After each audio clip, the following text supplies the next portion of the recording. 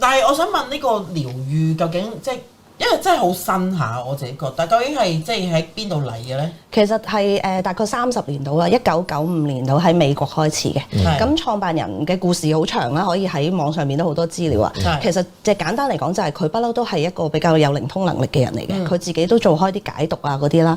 咁然後佢自己隻股骨嗰度就生咗一個好大嘅腫瘤。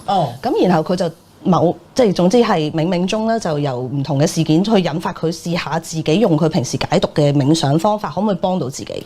結果就係奇蹟地1、2、3就冇咗啦。因為咧，我上網睇資料咧，我見到嗰個即係我唔知有冇誇張到啦。講緊嗰個 case 就係其實佢有一個好大嘅瘤啦，其實冇即係好難醫，亦都其實醫院都同佢講冇你翻屋企啦，你即係等啦，翻去咁樣。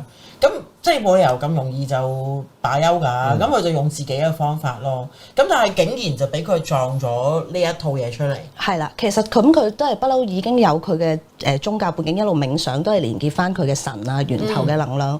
咁佢都係一路去祈禱，用嗰個方式去解讀嘅，即係能夠接收一啲直覺啊、一啲資訊啊咁樣咯。咁所以當時佢就嘗試下可唔可以療愈咧，結果就係得咗。係如果觀眾有興趣，可以去嗰個 YouTube 頻道，我有翻譯咗韋娜，即係韋娜係創辦人，佢自己去接受外國嘅訪問嘅時候，佢話大概30秒到咯，冇咗，亦都係將佢萎縮咗嘅腳變翻正常。咁好神奇喎！即係咪呢個肉眼都睇到嘅嘢嚟嘅喎？冇錯。